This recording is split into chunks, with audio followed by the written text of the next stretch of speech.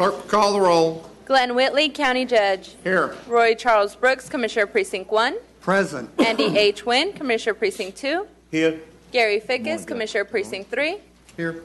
J.D. Johnson, Commissioner Precinct 4. Here. Constitutes a quorum. Thank you. Our invocation this morning will be delivered by Pastor Scott Klemenchuk from Redeemer Bible Church in Fort Worth. Appreciate you coming down today. After the invocation, please remain standing for our pledges. Thank you for the invite. Let us pray. Gracious Heavenly Father, God, we thank you for this day. I thank you for Judge Whitley, these commissioners, their staffs, and the work they do on behalf of our county. God, I pray that you would help them to be wise in the decisions they make, and we thank you, Lord. We give you all praise, honor, and glory, and we pray in your Son's precious name, Jesus Christ. Amen. Amen. I pledge allegiance to the flag of the United States of America and to the republic for which it stands, one nation, under God, indivisible, with liberty and justice for all. I will Texas flag. I pledge allegiance to thee, Texas, one state, under God, one and indivisible.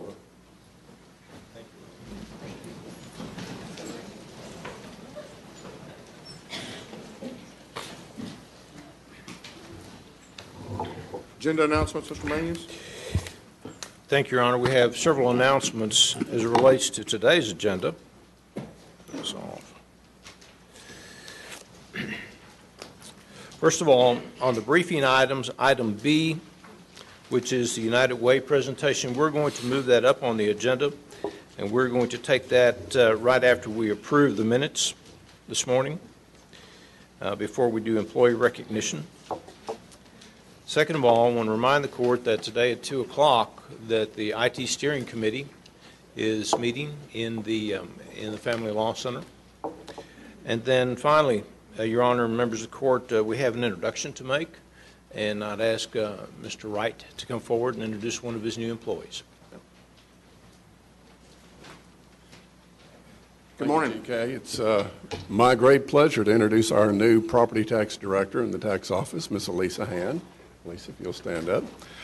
Elisa comes to us with an enormous amount of experience. In fact, a lifetime of experience in property tax. She held leadership positions in both the Harris County Tax Office and the Harris County Appraisal District. She's certified tax assessor, certified appraiser. She's been very active in a number of statewide organizations, has been president of those organizations. She's a Houston Cougar, so if you see her wearing red, it's about the Cougar, not the Razorback. But Jack and I are going to be working on her on that. So anyway, I wanted to introduce her in court so everybody could see her because she's has a vital role in the tax office. So please welcome Elisa Hand. Welcome aboard. Welcome aboard.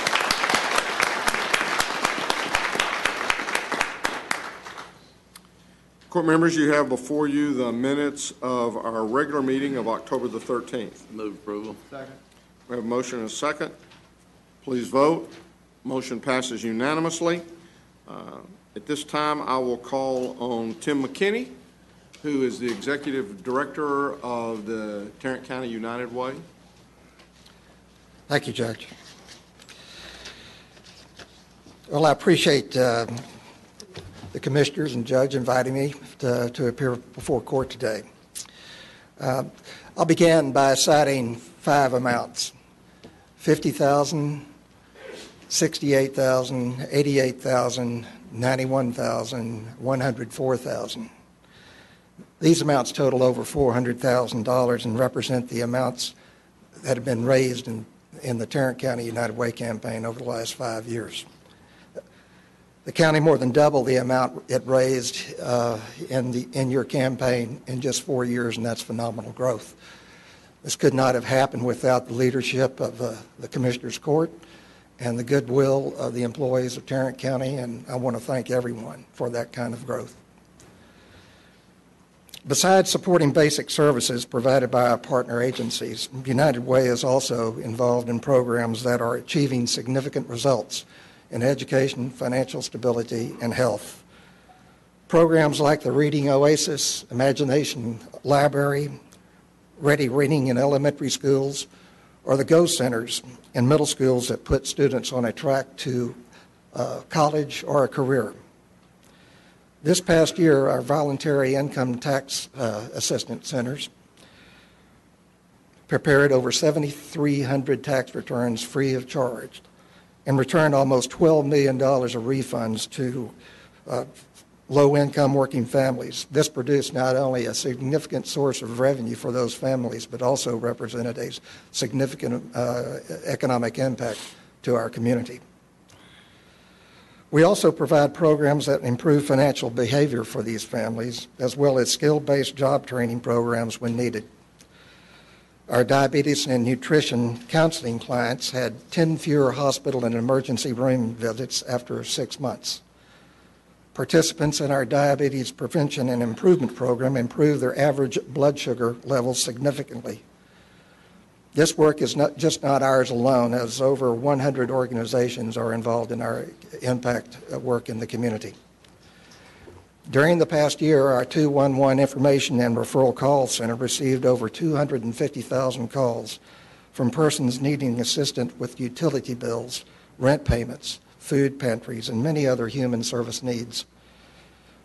Your United Way is a leader in community collaboration, and we are involved in many collective impact projects, such as Tarrant Writers Network, where we are working in collaboration with the county and Judge Whitley, and Catholic charities and volunteer groups that provide critical transportation needs to older citizens and people with disabilities.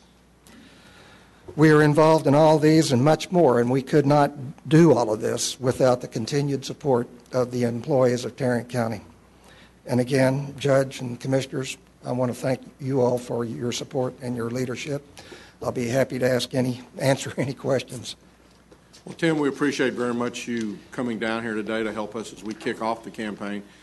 Kind of as you mentioned, and I think one of the things that really has impressed me with United Way over the years is, and it's kind of in, I don't know if it's, it's not this year's theme, but the whole learn well, earn well, live well. It's really to help people move up, and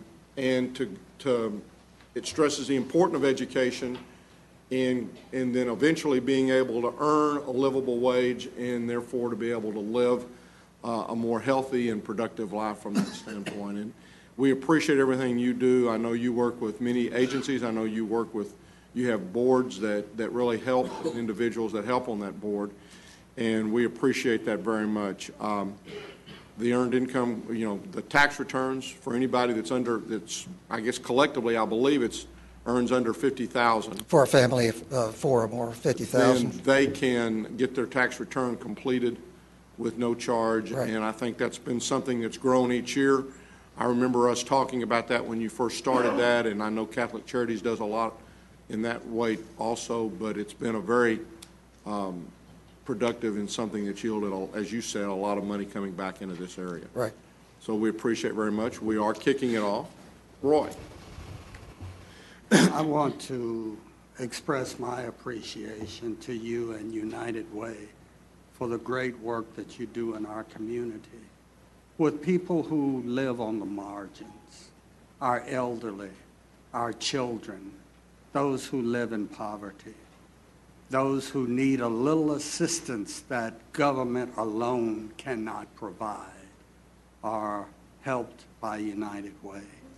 And I would like to say to Tarrant County employees, it is your right, it is your responsibility to make decisions for yourselves as your conscience directs you about which organizations in this county you will support. We've got a great history of supporting United Way.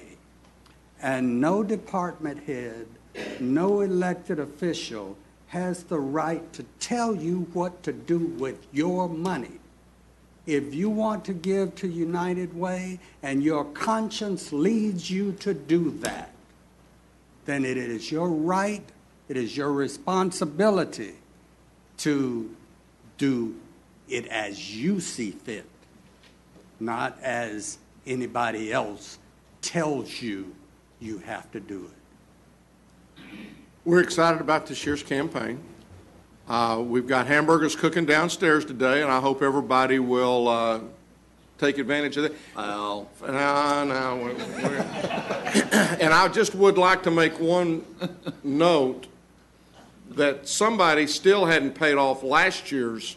Hey, I'm ready whenever y'all want to go. We're going to have lunch at Del Frisco's Grill. Right there on the plaza, right there on the plaza. In Southway. Whenever y'all are ready. And Rebecca will be contacting you here in the next day or so to find out what days might work. As I talked about this 6 months ago and couldn't get anybody to give me any dates, so we're trying it again. Well, we're excited, and we will Can I leave now? Well, we got somebody back here in the back. He's usually wearing a hog's head, and it's a little bit more disturbing at the fact that he doesn't have the hog's head on this year. So. Oh my gosh. Jack, turn around.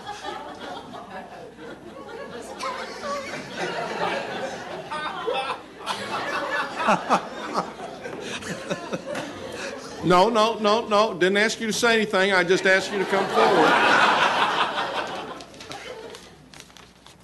So you got them. Go ahead. Tell us what you got. We're selling, we would encourage everybody to attend today's function, the little LSU slider burgers y'all are selling down the lawn out there.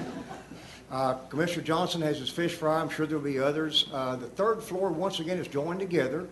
We invite you to come join us for a steaming third floor bowl of chili on the 3rd of November. Beef chili, no pork products added. Our pledge to you, less buns means more meat. Thank you, Tim. Don't forget.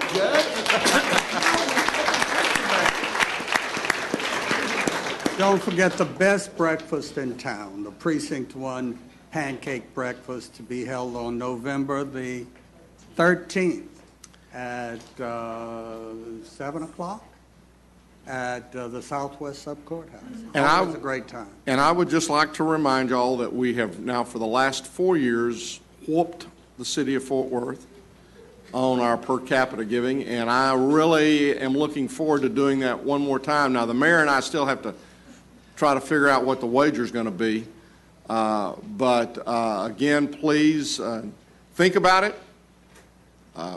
If we would love for everybody to participate, find a way, do what you need to do. We'll be visiting.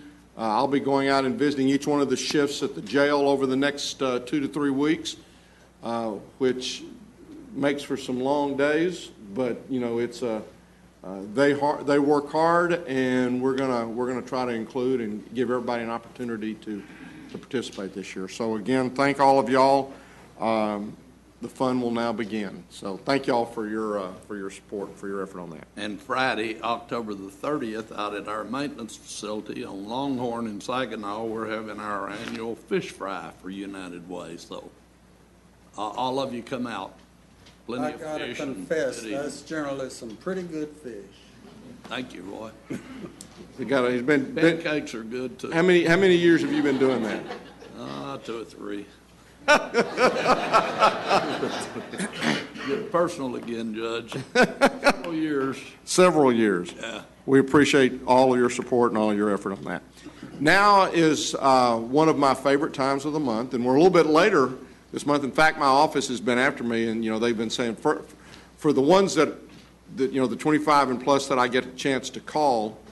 See you later, Mr. Manius. You're welcome. It's kind of like I'm almost starting. I was late, as I usually am. I tell everybody I want to wait till the very last so that I don't forget what I've talked with them about before I have a chance to recognize them. So we were talking this last week, and many of them are saying, boy, we're late this month. And I said, yeah, my office is already on me about my November people before I've even got through with my October people. But we do very much appreciate the employees, and I very much enjoy this time of the month when I get a chance to recognize each one of you. I did want to take this opportunity to recognize one of our newest employees. We have a new part-time employee who's working for Tarrant County in the Extension Service. Grace, would you stand up?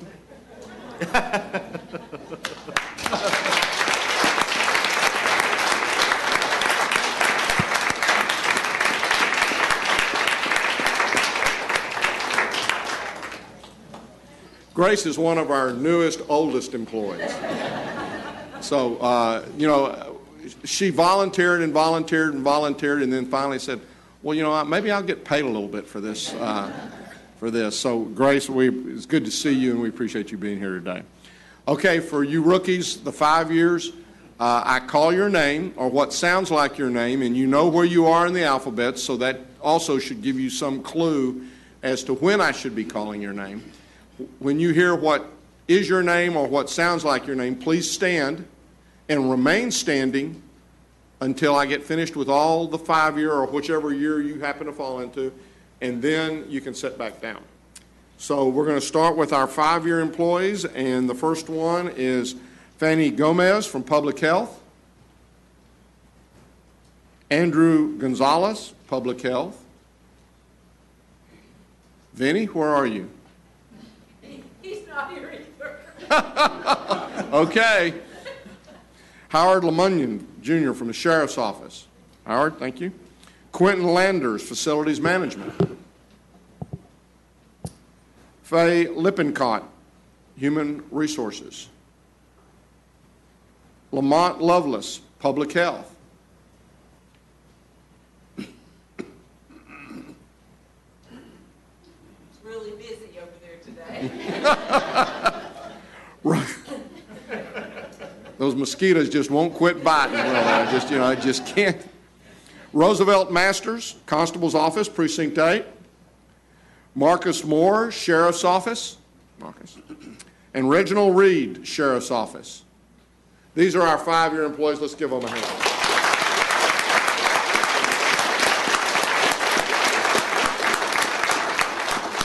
Thank y'all. Now for our 10-year employees. Robert Alvarez, Sheriff's Office. Valerie Bryant, Sheriff's Office. Kim Cherry, Criminal District Court Number 4. Kelly Kaufman, Sheriff's Office. William Cudgel, Sheriff's Office. That's one of those sounds like it, isn't it? Well, you figured it out. Janelle Harverson, Justice of the Peace Precinct 2. Kara Hoekstra, Budget Office. Where's Kara? I'm sorry, Kara. Joe Lassiter, 213th District Court. Garland Tetons, Constable Office, Precinct 2. Christy Thomas, Sheriff's Office. Don Vincent, Facilities Management. And Aaron Womack, Sheriff's Office. These are our 10-year employees.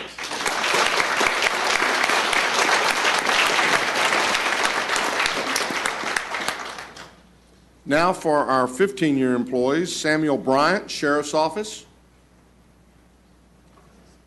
Judge Cosby. Is Judge Cosby here?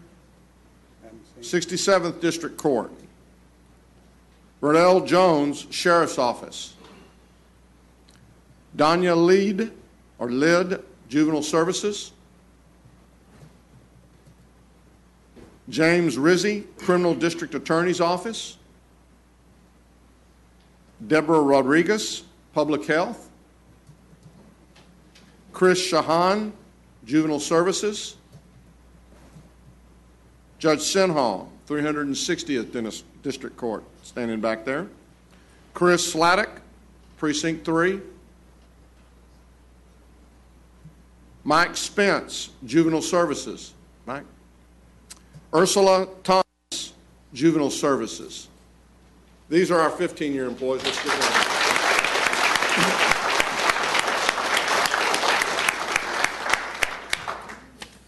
Now for our 20-year employees, David Jefferson, Public Health.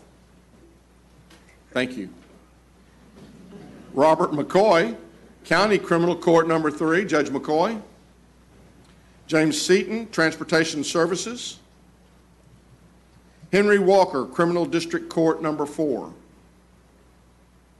Let's give our 20-year employees a big hand.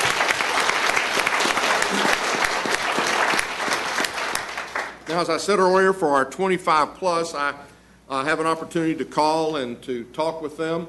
Our first 25-year employee is Jerry Brown, who is with IT, and I don't think Jerry was going to be able to make it today.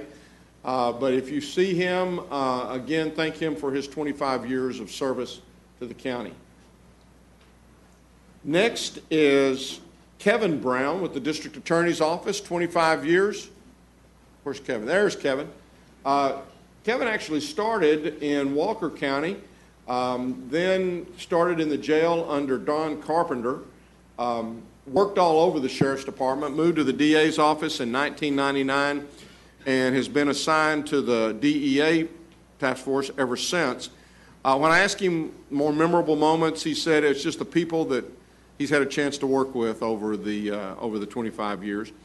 When I asked him what he liked most, again, it was always that people were always willing to help out, that the county truly is a big family, and the opportunity to go all over the county, really in the world, as a result of working in the area that he's working in. When I asked him kind of what had happened in the last 5 years, he said, you know, everything is still about the same. He said a lot more work.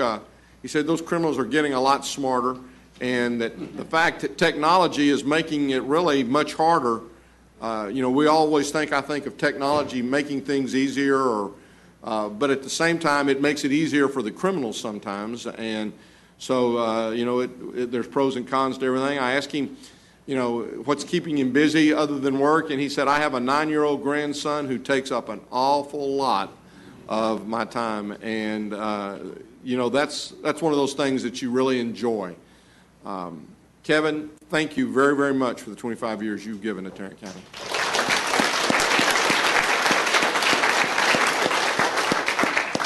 Next is Mike Escamilla, Precinct 4 Maintenance. There's Mike.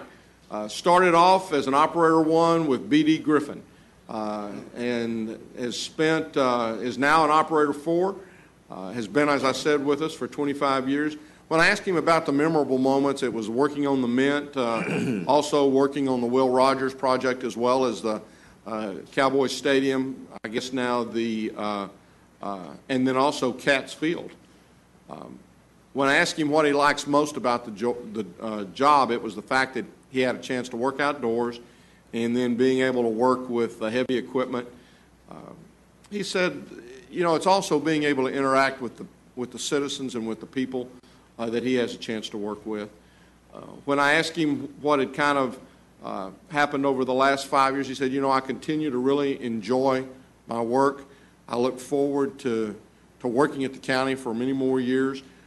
He said all my kids have graduated, but has 7 grandkids, 5 girls and 2 boys. So, Mike, we appreciate again very much the 25 years you've given to Tarrant County. Thank you.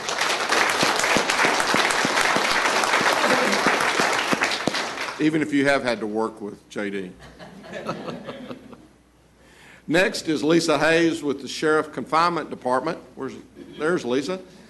Started out in the old jail as a clerk and then moved into the booking area and now is in administration. She said, you know, when I asked her what she really liked most, she said, I just loved having the opportunity to work with Chief Knowles.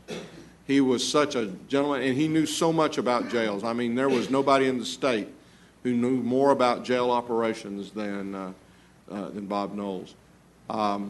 She loves her job. She said, I really, truly feel blessed to have had an opportunity to work with Tarrant County.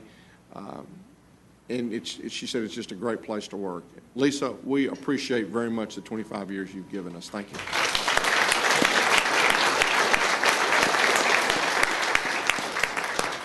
Next is Veronica Richardson with the Sheriff's Labor Detail, 25 years. Okay, is Veronica, she wasn't sure she was going to be able to make it. When you see her, please thank her for the 25 years of service that she's given to Tarrant County. Next is Paula Morales, our jury administration area. Paula's been with us for 25 years. Started off in the jury room with Linda Davis and said that, you know, at the time that we started, we were actually hand typing the checks that we were giving to the jurors. After 10 years, she said she went to work, I guess she went to work for probation for about 5, and then came back to jury as the jury administrator in 2005. When I asked her what she liked most, again, it was the people that she had a chance to work with. She said, you know, listening to all of the excuses that people have for why they don't need to do jury duty is something that she said, I think I've heard them all. She said, she mentioned a couple. She said one woman came in and she claimed that she had a demon in her leg, and it just she just could. And then there was a couple of other ones that she told me about, but I'm not going to repeat those. She said, I feel like that I have grown up with folks in my time with the county. When I asked her about the last 5 years, we've, you know, fully implemented our online services now, and people have actually commented that they don't hate doing jury duty anymore. And I will tell you that my wife was recently called, and so she went online and she registered, and Friday before, she received a notice that she didn't need to come down, that the trial had been settled, or I'm not sure exactly what the reason was, but what she remembered is she didn't have to go down. And so that was something that has been very, and now we have, again, Tarrant County leads the way. We have other counties who are coming in to look at the programs and to see, you know, what we're doing right. And once again, I think we're setting an example for folks around the state. She said a lot of stuff happens, and she's not sure how she would have made it through without the county support and without the people that she's had a chance to work with. I know you mentioned that your father had passed away in the last 5 years. And, you know, I think that sometimes we forget until we are asked to go back and look at it, really what our employees around us, what our fellow workers do, and what they mean to us. She has a 14-year-old son who just started high school. Bless your heart. Yeah, I know. Every day. She started working for the county right out of high school. And she said, you know, right now I'm in my dream job. And she said, I can't think of any place I'd rather be. Paula, we appreciate you. We appreciate the 25 years you've given to Tarrant County. Thank you very, very much.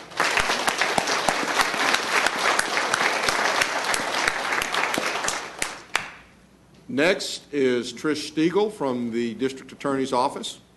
There she is. 25 years. Started in the DA's office in the check department, spent some time as misdemeanor secretary, now is in the administrative section in the post-conviction area. Memorable moments, you know, I think many of us remember the day we lost Chris Marshall. Chris was a good friend, a great worker. What she likes most is the opportunity of bringing prisoners back into the area, and sometimes that's getting them, you know, back implemented.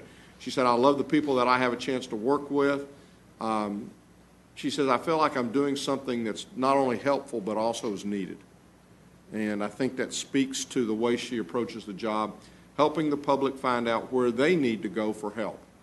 And, you know, when they call in, it's not a good time in most instances, and they're struggling with trying to figure out, and what they don't need is just being passed off to another number. And I think so many of our folks spend so much time trying to make sure that we get them to the right place without it being an ordeal, and we appreciate that happening.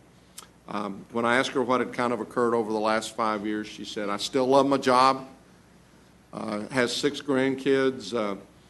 She has her own business. She, in addition to everything she does here, she also has a nursery in Kennedale, and she says it's like a big garden, and she uses her kids and her grandkids and it just keeps everybody busy. She said, I love the time with the county. It's really flown by. But I also enjoy the opportunity of being able to work the nursery and to work with my grandkids and with my kids in that regard.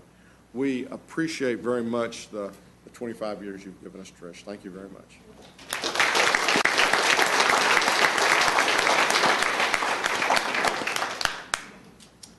Next is Dusty Zimmerman of the Sheriff's Office, 25 years.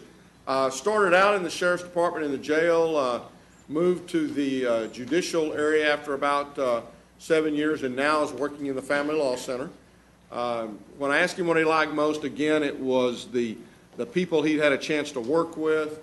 He said, you know, I've made some tremendous friends as a result of that. When I asked him kind of what had happened over the last 5 years, he said, well, my wife went back, got her master's degree from Tarleton, and she's working over at TCC now. So, you know, Dusty, we appreciate again very much the 25 years you've given to Tarrant County. Thank you.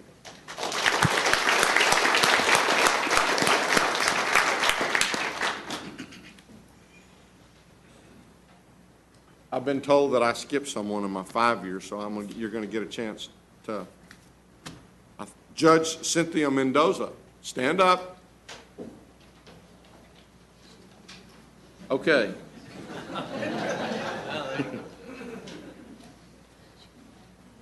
Well, maybe I didn't skip her. I think you skipped it. I must have skipped, well, but usually one of the two of y'all will get after me when I skip somebody, so. Okay, back to the scheme of things. 30 years, Kelvin Johnson with the 231st District Court. Kelvin wasn't sure he was going to be able to make it down, and it looks like he must have been tied up in court today. When you see him or give him a call, he's at extension 1192. Call him and thank him for the 30 years of service that he's given to Tarrant County. Eve Sears, Sheriff Warrants area, 30 years of service to Tarrant County. Started in the Sheriff's Department first. Now, I'm having problems reading my own notes. Spent 4 years there in the Sheriff's Department in the jail, then moved over to the Warrants area, and now is in the Judicial Nighttime Security over in the Tim Curry building. Memorable moments. Found people hiding in closets and in sofas and dumbwaiter. Now, folks, most people, after a while, they don't tell me these things. But so this just gives you something to call and to say, really, in sofas? You might get a story there. When I asked her what she likes most, she said, I really enjoyed my career. And she said, what I really enjoy is outsmarting the bad guys. Eve, thank you very, very much for the 30 years of service.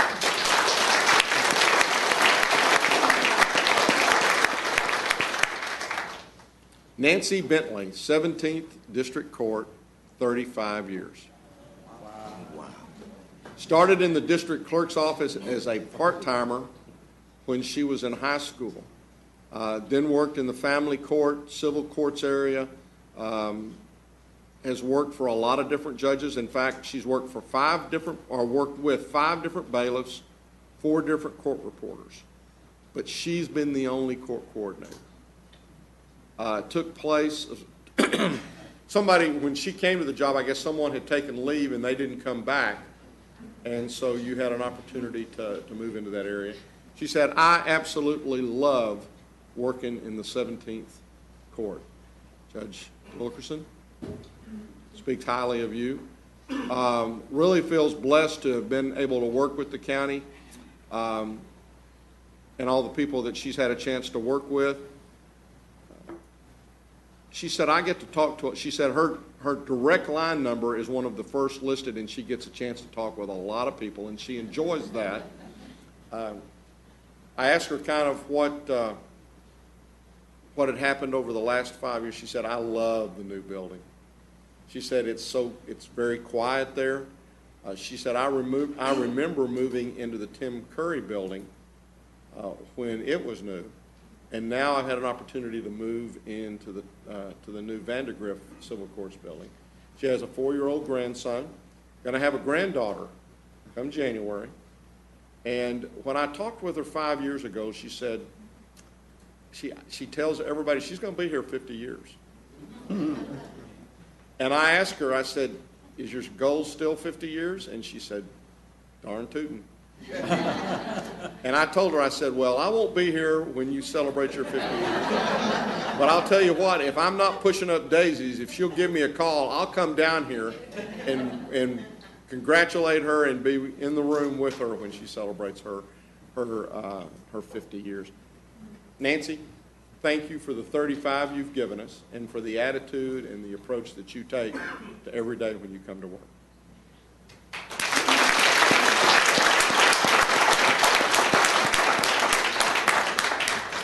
Next is David Wisenhut, District Attorney's Office, 35 years.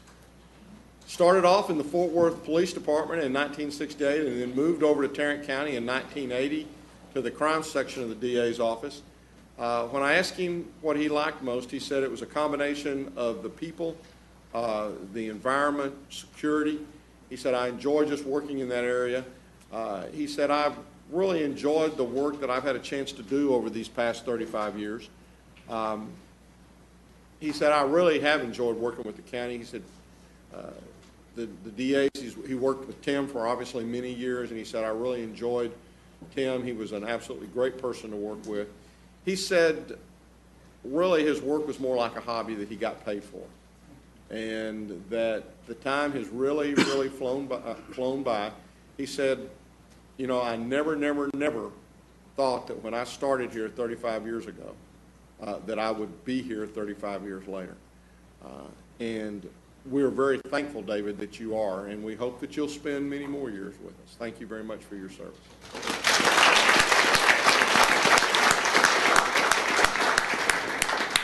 $745 collective years of service in just the folks that we had here this morning. It's really, when I tell folks that I do this, and when I tell folks how many folks we have in the 25, 30, 35, and even 40 years, and soon to be, in one of these years, 50 years, they're amazed at the folks that come and stay and work.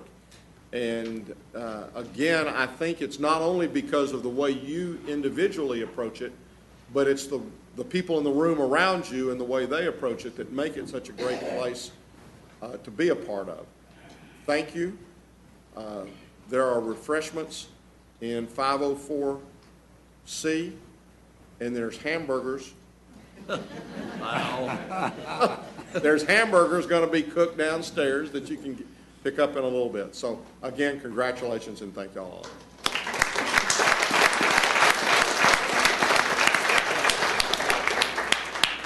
We'll take just a short break and then we'll start back in just a minute.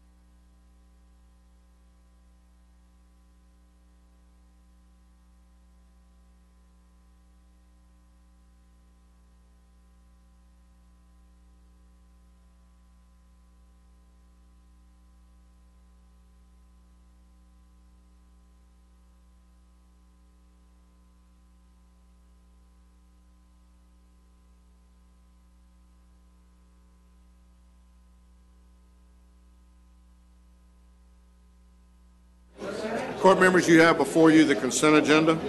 Move for the approval of the consent agenda. Second. We have a motion and a second. Please vote. Motion passes unanimously. Mr. Manius?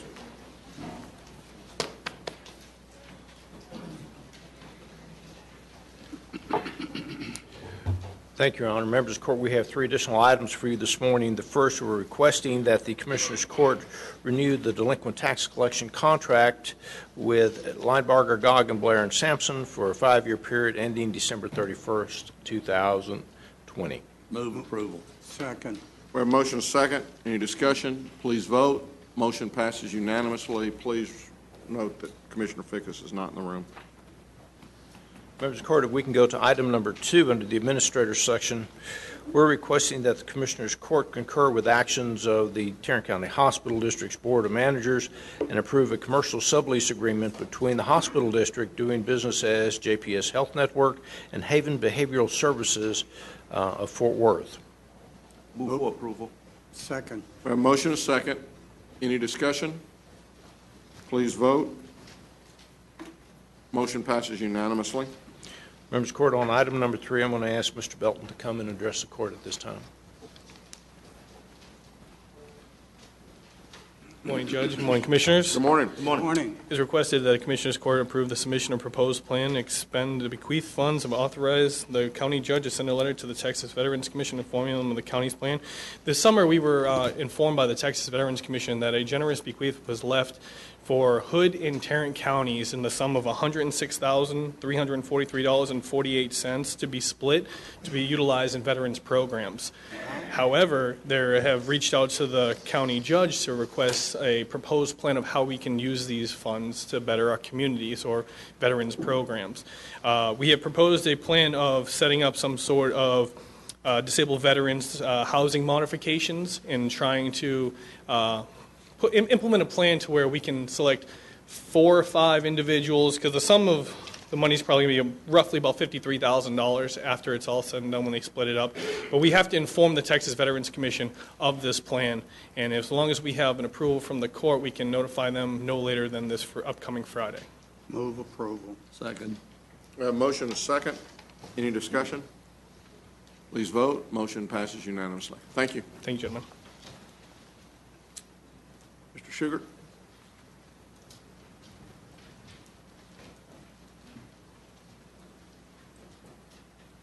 Morning, Judge. Good morning. The criminal court's requesting a approval of a declaration for the creation of a DWI court. This allows us, CSCD, to accept funds, and it allows the court to hopefully go after training with the DA's office in the 1st of March. Move approval. Second. We have a motion and a second. Any discussion? Please vote. Motion passes unanimously. Ms. Glenn? Move to receive and file the personnel agenda. Second. We have a motion and a second to receive and file the personnel agenda. Any discussion? Please vote. Motion passes unanimously. Good morning, and thank you. We have 3 additional items. If we can go to item 3, we'll come back to 2. So item 3, we're asking the court to approve an out-of-class pay extension for community development. If this one looks familiar, it should. We've been here a few times before. If you recall, we've been paying out-of-class pay to our supportive housing manager. She assumed the duties of the assistant director back in February of 2014. This extension, if approved by the court today, would take us through January the 16th. These are grant costs, so there's no impact to the general fund. Ms. Ward is continuing to look to see if there are grants, additional funds that would allow her to fill this position, the assistant director's position, on a regular basis, and has not yet found any grant monies. Thus, the request for the extension. Move approval. Second. We have a motion and a second. Any discussion? Please vote. Motion passes unanimously. Our 4th item, we're asking the court to approve a waiver of terminal benefits for the county clerk's office. As explained in your court communique, the probate supervisor is retiring at the end of October with 400 vacation hours. The county clerk is requesting a waiver effective November 2nd. The net cost to the general fund will be approximately $6,300, and that includes fringe benefits. Move for approval. Second. We have a motion and a second. Any discussion? Please vote. Motion passes unanimously. If we can go back to item 2, I'll ask Ms. Worthy to come forward. Commissioner Fickus, this is the item, if you recall, that you asked us to hold last week. I do. Good morning. Good morning. Good morning. So this item is an approval of revisions to our definitions of our temporary and part-time appointments. As we talked about last week, the Affordable Care Act now defines a benefits-eligible employee as an employee that is regularly scheduled and regularly works 30 hours or more per week. And so the law requires that we do a look back for each year, and we did that for 2014 and discovered that we did have some employees that were not full-time employees that would have qualified for being offered the benefits. So we are proposing to you a change in our definitions, and obviously there's a variety of ways that this can be addressed. Our proposal is to adopt new definitions. We are required to offer 95% of our benefits-eligible employees a benefit plan, and there is a penalty of $2,000 per FTE if we do not meet that requirement.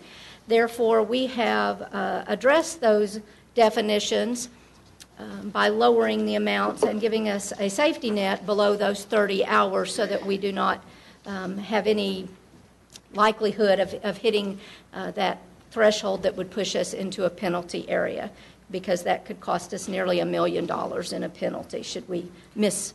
Ms. Robin, is that, Ms. Robin, Ms. Worthy, is that $2,000 per FTE that we're looked at, or is it per every employee we got? It's all FTEs. Okay. It's what now? $2,000 per employee of the So county. an FTE is a full-time employee equivalent, and so if we were to not offer benefits to the threshold, the 95%, then we could be penalized at that amount. And For so every employee the county has? Yes, sir. Could you show me that in some federal? Well, I have it in my PEBC document, but yes, I can refer. It's in the Affordable Care Act. Yes, sir. Mm-hmm. Every employee? Yes, sir. Okay. So we took a look, HR and the DA's office, at all of our definitions. I think initially in some conversations in court, the judge had mentioned a 25-hour limit. We are recommending currently a 24-hour limit on several of our classifications. That would be 3 full 8-hour days a week. And that will impact our county temporary classification, our regular part-time classification. It will not impact our project employee classification, as those employees already work 40 hours a week and are offered benefits. And it will not impact our substitute classification. Those individuals are called in on an as-needed basis, and so while they might, for a couple of weeks at a time, work 40 hours or maybe even more than that, they would not work that on a continuous basis and would not be regularly scheduled to work those hours. And we will certainly work with our departments that use a lot of substitute employees to be sure that they monitor that. And I'm happy to take questions or... Questions? Tom? I'm sorry. Andy, did you have a question? Or? Yes, sir. You recommend 26 hours, okay? 24. That 24 hours Mm-hmm. that give us 6 hours, actually give us 5 hours a buffer, right? Correct. In case anything goes wrong, then we have 5 hours to adjust. Correct. Is that what Yeah, the yeah. intention is? 6. Yes, sir. The 24 hours, again, we went with 3 full work days, and so we were comfortable with that recommendation. And as I said, it gave us some kind of a buffer so that we didn't have the issue of bumping up against the 30-hour work week.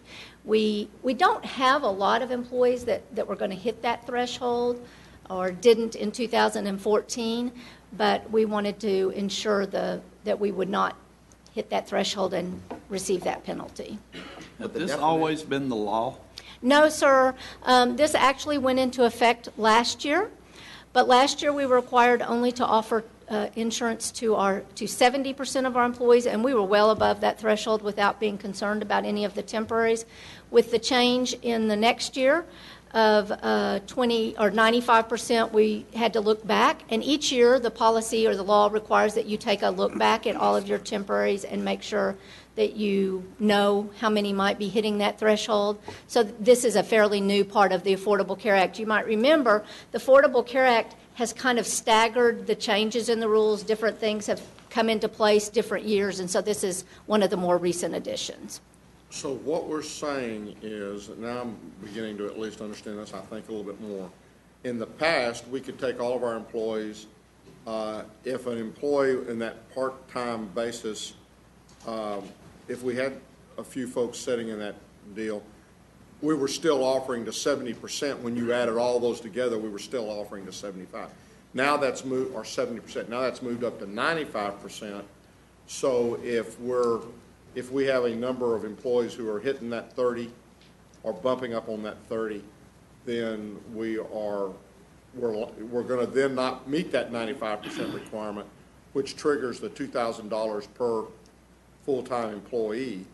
Yes, sir. All full-time employees, not just the ones that we missed it with. Yeah, yes, sir. And the requirement is that they are offered a benefit plan, not that they have to take it or that they have to be on our benefit plan, but the requirement is that they are offered that benefit plan. And I guess that, one of the things that, Tom, go ahead. Thank you, Judge. Commissioners, we may be one of the more impacted departments on this. Currently, we have 21 in the full-time, part-time, or regular part-time category. If you cut their hours, these are some of our most dependable people. It's the people that have been with us the longest. It's people that we promote into full-time positions from if they wish to be promoted, because they're already about half trained. If you cut their hours from 30 to 24, which is what we're talking about here, that's 6 hours per week.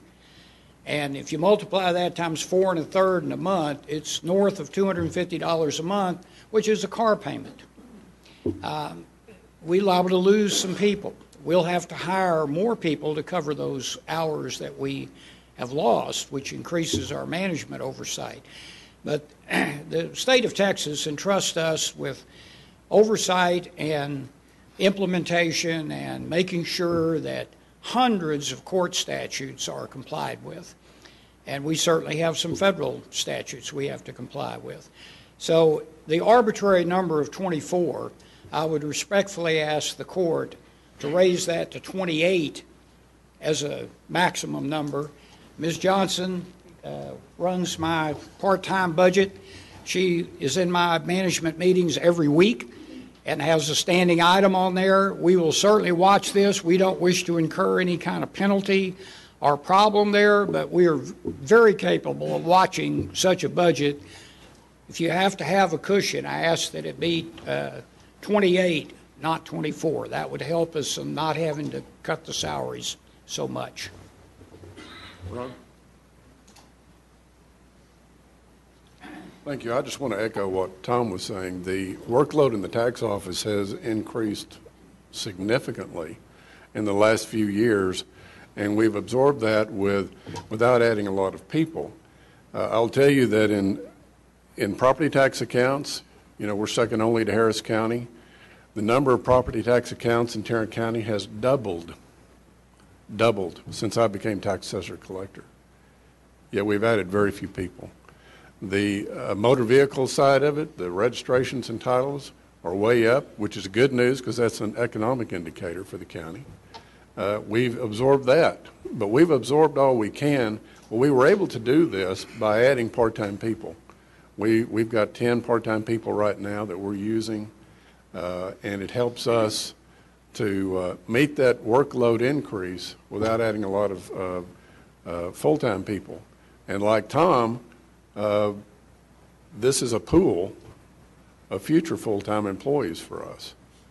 And I would strongly urge the court to go with that 28 hours instead of the 24 hours. Robin, how many part-time employees, regular part-time employees, do you think we have countywide? I think in all four of the classifications, I think there are about 300. I did not bring that number of the exact count by each classification. Where are the majority of those part-time employees? Certainly, the district clerk does use those part-time employees a lot. We have a lot in juvenile. The juvenile uses substitute employees to kind of as a pool for their detention center. Obviously, they have to meet standards of the ratio of, I don't think they call theirs inmates, but the juveniles that are in detention to those individuals that are guarding them, and so they use substitutes in that manner. We have had discussions with Mr. Turner, and he is well aware of this change and will monitor that. Certainly facilities uses some temporaries. They're scattered throughout the department. I believe public health has some. What's our total number of employees right now in the county? Right at 4,200. 4,200, so our 5% mark is about 210 employees. Yeah, and obviously there's some employers that are going to go ahead and allow employees to work 30 hours and offer them benefits. But, you know, we're offering this, and certainly we'll follow the wishes of the Commissioner's Court and implement whichever plan. What is your logical reason for recommending 24? Again, we went with the 3 work days per week, which is, you know, 3 8-hour days would be 24 hours. We felt like that was a temporary or a part-time, a conservative offer to you all. And so certainly. What would be a, what you perceive, based on your experience, would be a potential risk for raising that limit to 28?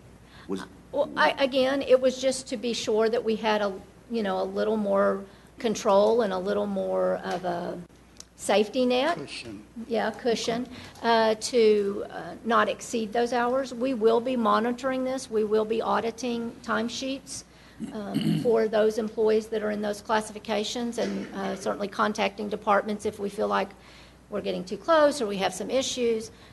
Again, we will follow whatever you all want us to do and manage it however you want us to. Have you been monitoring these 30 hour per week people? And how many times have we exceeded the 30 hours? Well, in the classification of part-time, they are to work between 20 and 30 hours. And yes, we do currently do some auditing, probably not to the level that we will once this is implemented.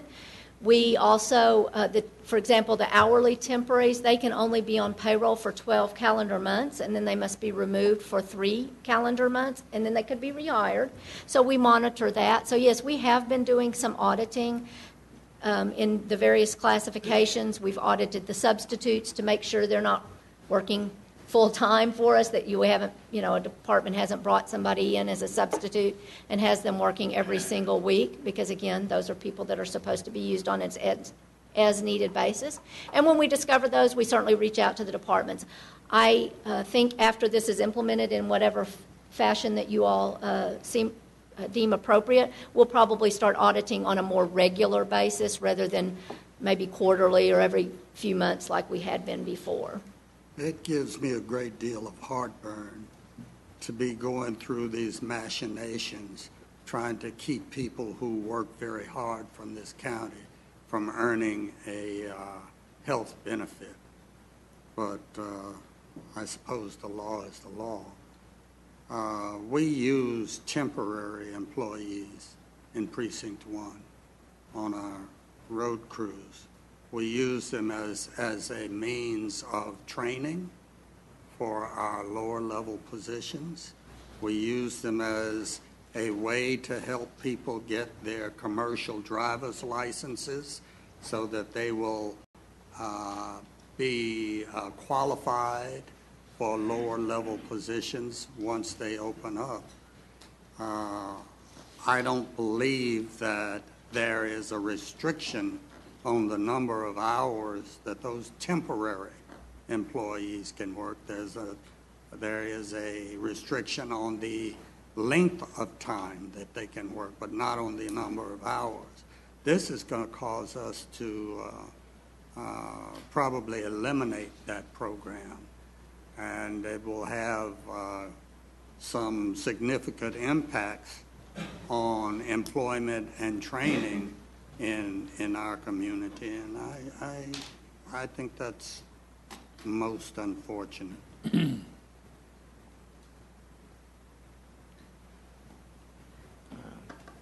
What's your? If the court so pleases, I motion that we make the threshold 28 instead of 26, 24. We have a motion and a second for increasing that to 28. Any other discussion? Please vote. Motion passes unanimously. Thank you. Thank you. Thank you. Ms. Johnson will answer to the fifth. Sit down before you lose it.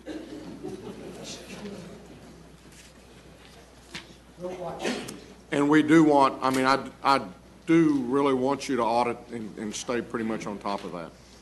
I would like to know the effective date of this policy.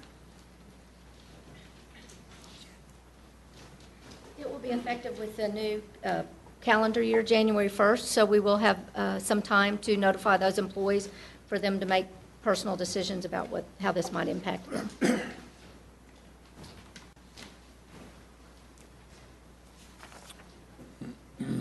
And assuming since Vinny wasn't here either, go back and give him a hard time.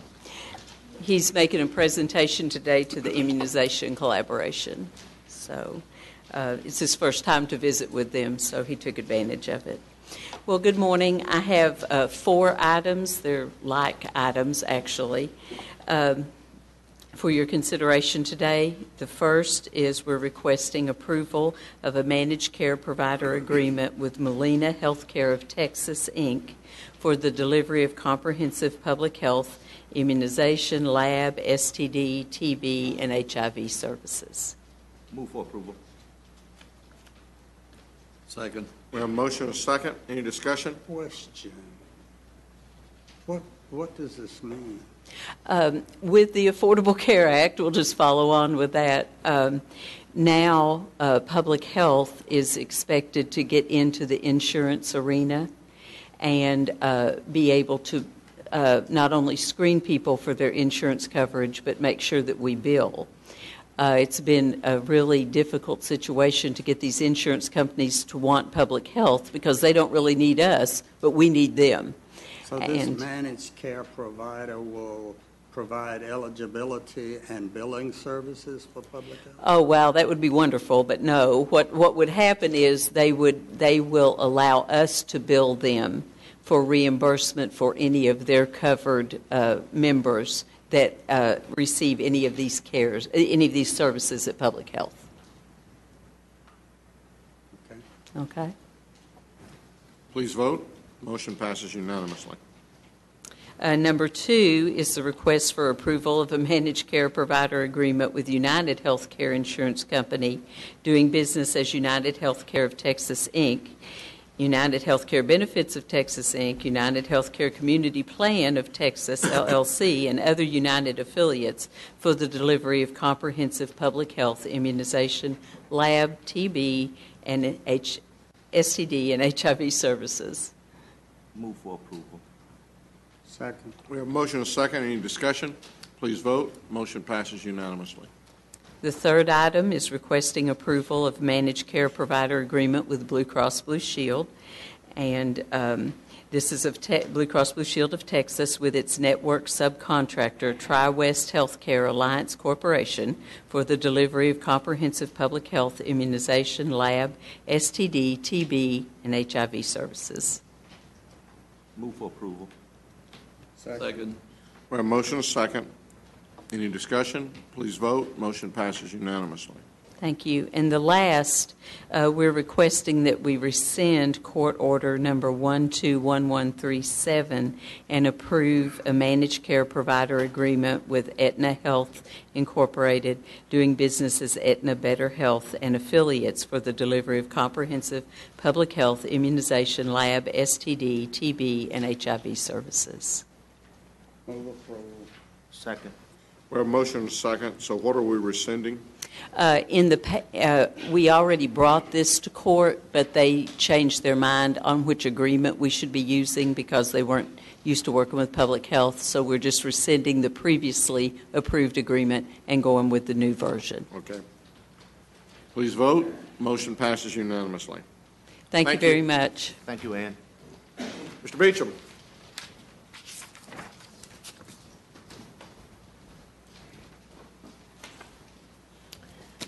We have two items for your consideration this morning. Our first item is a bid award recommendation for bid 2016-004. This is a bid for the maintenance of the DVTEL video management system for facilities management for our county buildings.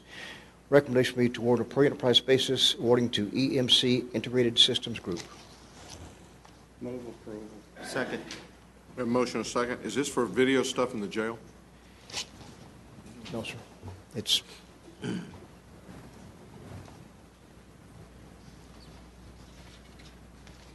It's our video cameras for a bunch of buildings. Just, okay. So just all over the county, or is it just? It does not include the jail. The jail's separate, standalone system. This is for sub-courthouses and other areas like that, public buildings. Okay. We have about 800 cameras or so. So is this the maintenance of them, or It's is the this maintenance, full coverage maintenance, 2-hour response time, updates on software and that type of thing. Okay. Any discussion? Please vote. Motion passes unanimously. Our last item is item in regards to RFP 2014-045. This is an RFP for employee drug and alcohol testing for the Human Resources Department. We are recommending cancellation of the initial award to Conspire, asking that we remove them from the vendors list for 2 years, and awarding to the next low bidder, Global Technical Services. Move for approval. Second. We have a motion and a second. Any discussion? So we've had problems with their drug testing? Yes, sir. We've met with them several times, given them 30 days' notice to clean up their problems, and no resolution. Okay. Please vote. Motion passes unanimously. Thank you. Are there any appointments? I have one. This is to,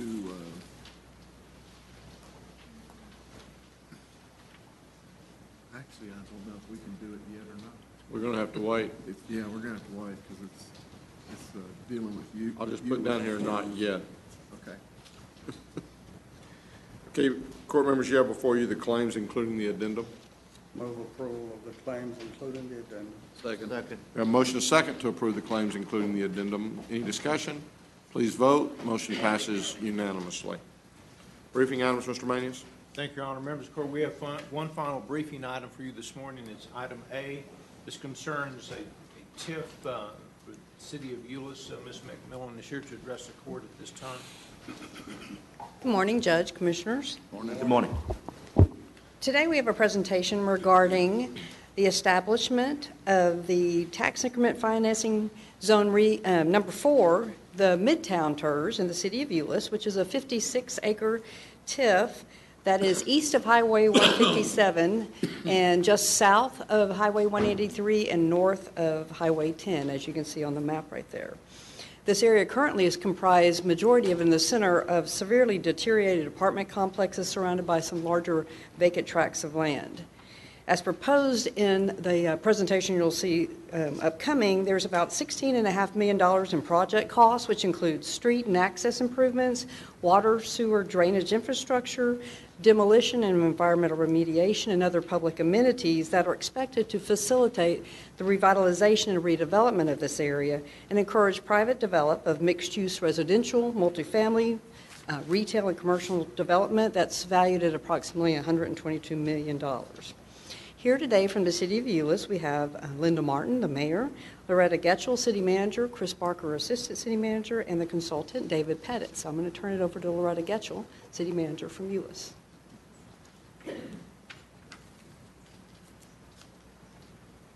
Good morning. Good morning, Judge. Commissioners, thank you for your time. I appreciate you giving the City of Euless the opportunity to come before you again today. While this is named TERS number 4, we only have one other TERS. Our original 1 and 2 never materialized, so the only other TERS we have in the City of Euless is the one you recently heard a presentation on, which is our Glade Parks TERS. As Lisa mentioned, this is about 56 acres and is at a key intersection within our city. They're at the State Highway 183, 157, and State Highway 10. As you all know, the cities of Hearst, Euless, and Bedford have worked for a number of years to try and cause redevelopment along our State Highway 10. That's been a major priority of all three of the cities. This is the map that Lisa was referring to that outlines the acreage. You can see to the top of the screen, that's your State Highway 183. It has a very little road frontage along State Highway 183. The majority of the road frontage is along State Highway 10 and State Highway 157. As she mentioned, there are parts of this property that you can see that are kind of on the vacant tracts that have very little frontage there to State Highway 183. And then you can see in the middle of the parcel, there are 3 apartment complexes. Those were known as Concord House, Concord Terrace, and Shadow Creek.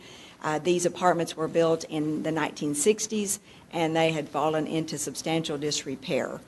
The city has a minimum housing inspection, and those apartments have failed the minimum housing inspection for the last 3 years. At that point, the city council had determined that some action had to be taken because the conditions there were unacceptable for the residents that were living there. There are a number of photographs that you can see here that reflect the condition of those properties. We had a number of issues with the structural integrity of balconies. We had issues with stairwells being structurally unsafe. You can see some of these as depicted in these photographs. You can see just the exterior rot and deterioration that was allowed to occur on the property. The pool had been in this condition for quite a number of months. And then also you can see this was their hot tub at one point. There was actually a fire at the Concord Terrace a little over a year ago.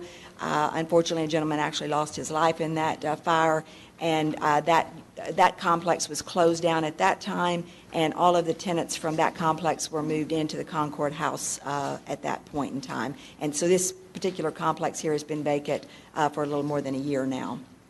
And you can see the remaining conditions of that.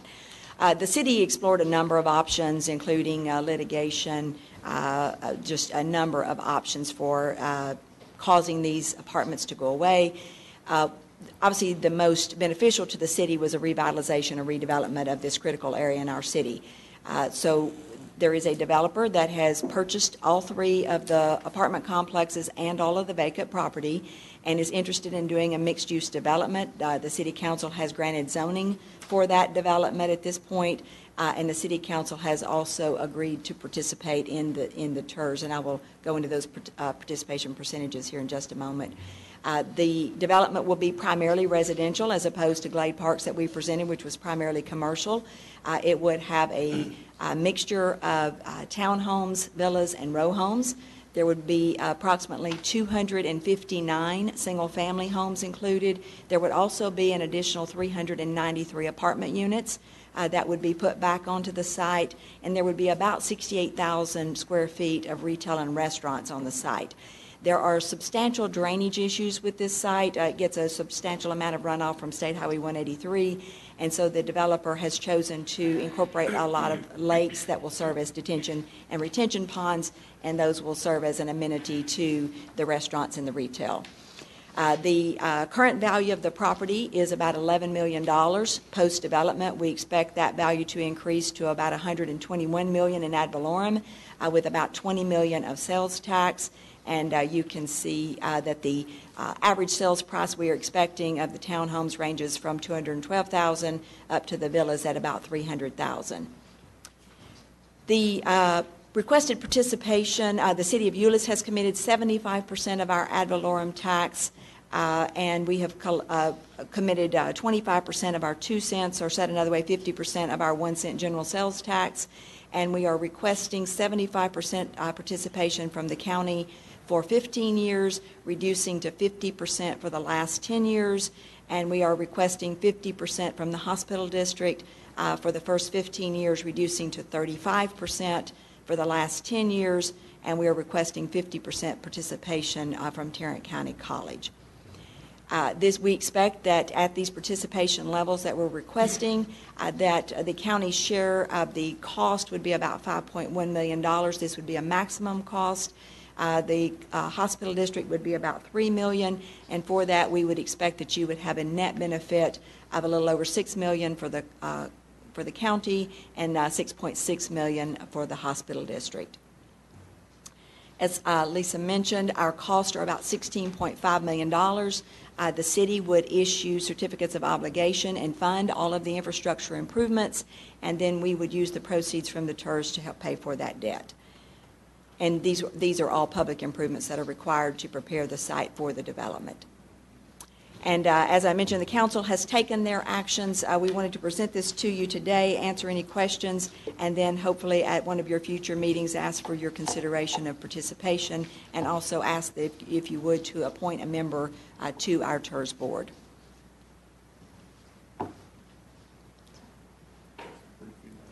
I think, it is just a briefing item today. We're not ready to. That's correct. Pull the trigger. Okay. I do want to reiterate what Loretta mentioned. The TIF is being set up on a 30-year term, and the 30-year term is, they need that because of the bond payback. However, when we discussed participation, the county wanted to limit their participation to 25 years, so our participation agreements will only be for a 25-year period, and that's why you saw the 15 years at 75% and then dropping down for the final 10. And then again, we will set, as we always do, a maximum participation, and right now that's estimated according to the project plan to be about $5.1 million for the county and about $3 million for the hospital district over that time period, whichever comes first, 25 years or when we reach that cap. So that's approximately 33% of the cost of the total TIF fund. So what we plan to do is move forward with finalizing the participation and agreements and project and financing plans, and bring this back to you if that is the will of the court. You have any other questions? Thank you. You said, Lisa, that the TIF participation was approximately 33% of the development plan. Is that right? It's of the total increment that will be generated from the tax increment financing district over the 25-year period. The county and hospital district portion is about 33%. What is the leverage that we get on the total TIF investment? Well, we're $122 million in value versus the $24 million that we'll be putting in for the cost. So as far as terms of... That's higher math. You need to do that for me. 1 to 11? Yes. Thank you. Thank you.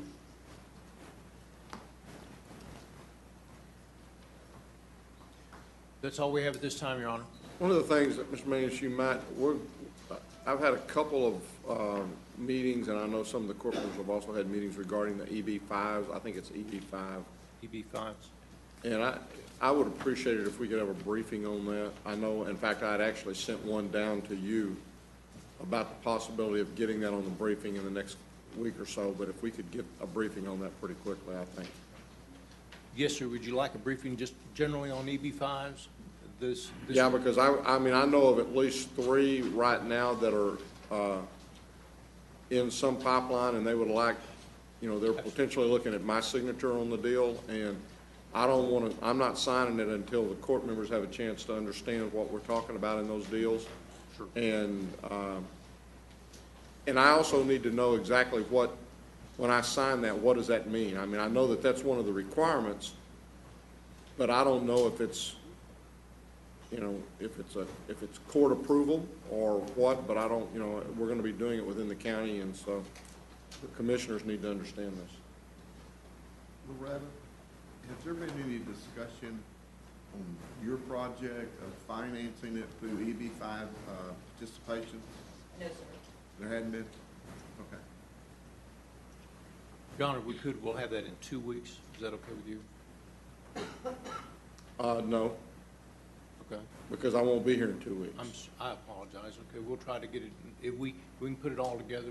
Yeah, and I apologize because I don't know that I had but I know I'm going to be out of town on the 3rd, first Tuesday of the month. You know, that's We'll schedule this. foul. Is that the word that I hear? Foul. We'll schedule this for the convenience of. If we could do it next, I know that it's pushing it, but if we could do it next week, that would be good. Great. And speaking, so whoever's sending out the employee things for the 3rd, I think you probably need to push that to 10th. They say the 10th? Good. Thank you, my office. That's all we We have just to didn't sign. tell you. What's new? We will now recess our open meeting and proceed to close to discuss items exempted under sections 551.07.